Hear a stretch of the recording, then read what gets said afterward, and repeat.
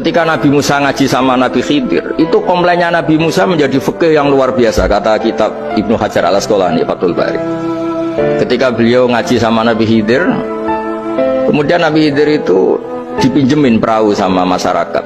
Sudah dipinjemin karena beliau majanan ya, dikasih gratis. Tapi di tengah-tengah perjalanan perahunya itu dilubangi. Nabi Musa komplain, akhirat tahali tukhriqu ahla, masa kamu lubangin padahal kamu naik, nanti gimana, kamu sudah pinjem nggak bayar masih merusak lagi, itu apa-apaan. Nabi Khidir ya rileks saja, ilmu kamu belum cukup untuk menganalisis ini. Begitu juga ada 3 peristiwa yang Nabi Musa itu selalu komplain. Apa yang dikatakan Ibnu Hajar al-Asqalani itu kitab yang sangat bagus sekali. Justru dengan protes itu Nabi Musa punya kelas di atas Nabi Khidir, karena orang nggak boleh sukut alal mungkar, karena secara fikih orang itu nggak boleh mendiamkan sesuatu yang buruk. Kita tahu dalam aturan fikih di antara kewajiban kita adalah ingkarul mungkar, mengingkari sesuatu yang memang harus diingkari. Ya meskipun tentu tidak dengan sikap destruktif yang merusak dan apa, tapi yang nggak baik tentu kita ingkari. Perilaku Nabi Khidir yang melubangi perahu yang tidak miliknya, padahal yang punya perahu sudah menotong, itu perilaku yang nggak baik. Sehingga Nabi Musa protes.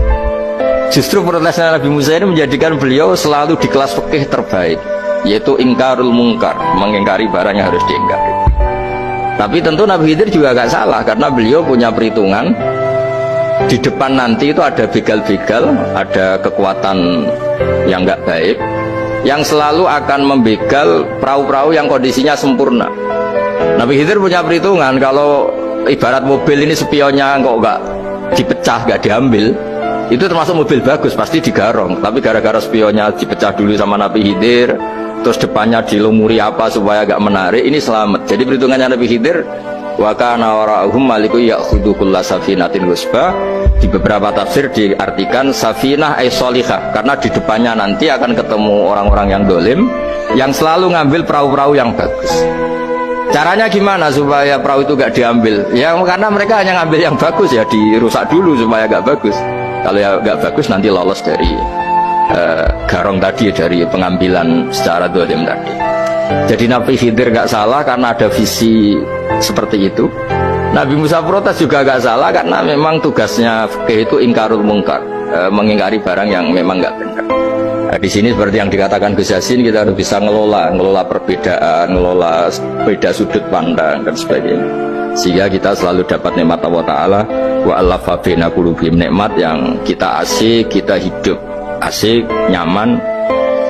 Doa-doa bapak-bapak saya, guru-guru kita sering ijazai setiap ketemu teman atau keluarga disuruh berdoa, Allahumma alif baina qulubina wa aslih dzata bainina. Semoga hubungan kita dengan orang lain itu baik-baik saja dan semua konflik kita dibenahi oleh Allah Subhanahu wa taala. Karena kita tidak pernah tahu ya, kita miskin kadang dianggap problem karena takut membebani tetangga.